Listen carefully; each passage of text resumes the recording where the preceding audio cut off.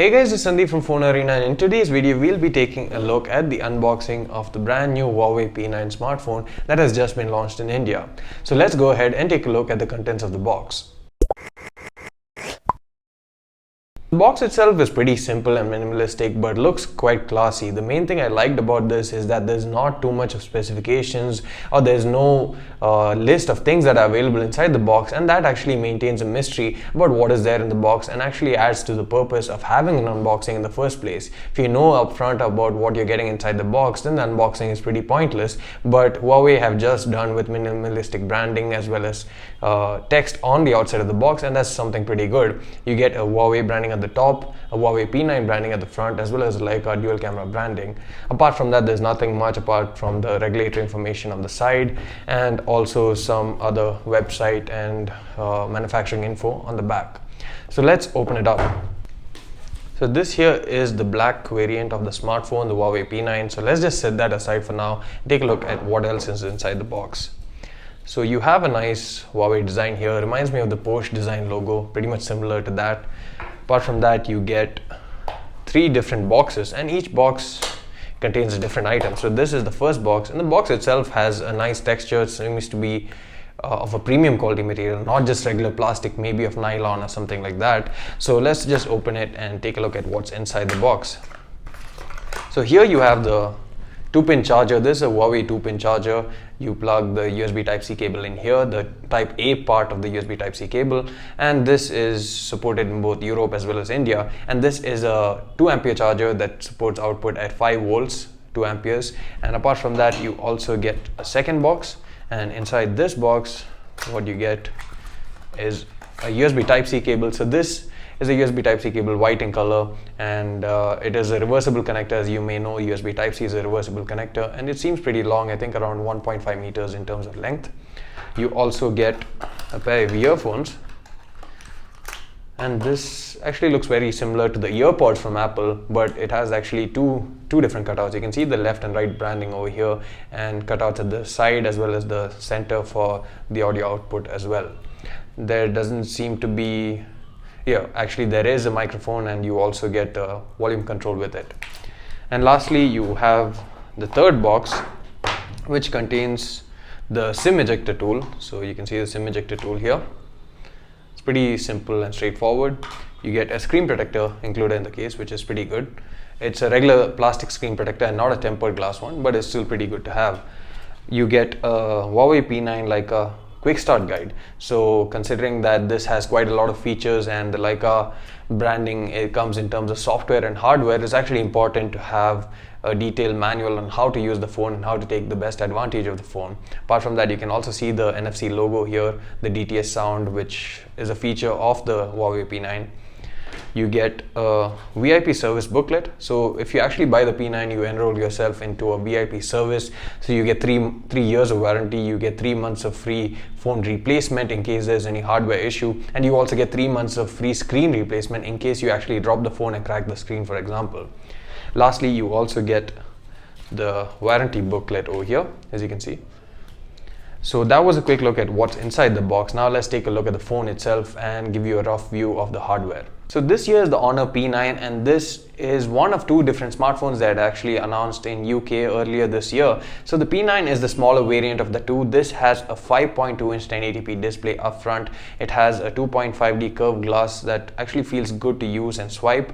If you notice that there's actually a stripe pattern underneath the glass over here at the bottom and the top, and it actually looks and feels pretty premium. I've actually spent quite a bit of time with the handset before this unboxing itself, and I quite like the design of it, especially since it's quite compact, and maybe it's a bit bigger than the Mi 5, which has almost a similar screen size at 5.15 inches, but this actually feels much more premium in terms of build quality, and the handling is also much better. The Mi 5 actually feels a bit too light and feels a bit too clumsy when you're actually using it, so I actually prefer the design and build quality of this.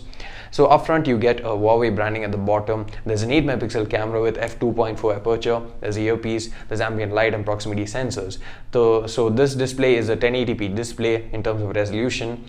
Apart from that, at the bottom you get a USB Type-C port, a microphone, you get the 3.5mm audio jack, the loudspeaker grill, and also a set of 2 screws that can be used at the service center, or if you want to dismantle the phone yourself, for example. But that will void your warranty, so we advise against it.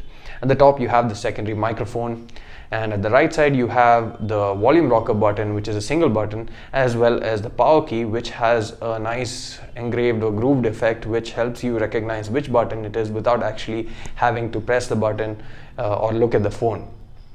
So on the left side you have the SIM card slot at the top, which also houses a micro SD card slot. So this is a single SIM device and it supports a dedicated micro SD as well.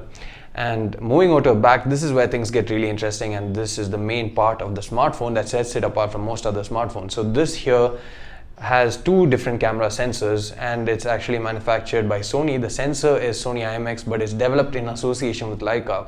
So Leica is the one that actually handled the camera aspect of this in association with Huawei. So you have 2 different sensors, both a Sony IMX 286.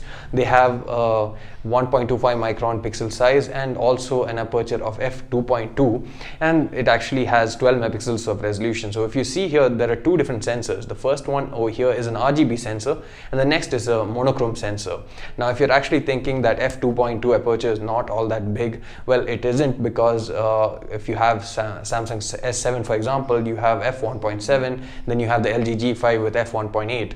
But what makes this really good in low light is the fact that it has a dedicated monochrome sensor. So the phone is able to capture images on both the sensors, and since monochrome sensors or pictures shot in monochrome have a higher dynamic range and also are less prone to noise compared to a typical RGB sensor, they can actually subtract the noise actually, and provide more details in the color photo as well. Apart from that, you get a dual tone LED flash, and you also get laser autofocus. And if you see, this entire camera module here reminds me quite a bit of the Nexus 6P. In fact, Nexus 6P had a raised camera module, a slight hump over here, but this is pretty much flat to the device, but it looks more or less the same. And this camera is pretty impressive. I've actually tried it in great length even during low light photography, and actually pretty impressive. And what's really good is the depth of field controls that you can get. You can pretty much mimic a DSLR in terms of the aperture control, and it's software based, but it has a depth sensing control that actually helps you mimic it much better than other smartphones. There's several smartphones which has this depth sensing feature, and it actually allows you to control the focus as well as the bokeh in the background, but it doesn't look as good as it does on the P9. Apart from that, you also get a fingerprint sensor here, and the fingerprint sensor has a chamfered edge around it, and it's square in shape with rounded corners. The fingerprint sensor is always active in the sense that even if the device is sleeping, you can just touch it in order to unlock the phone directly.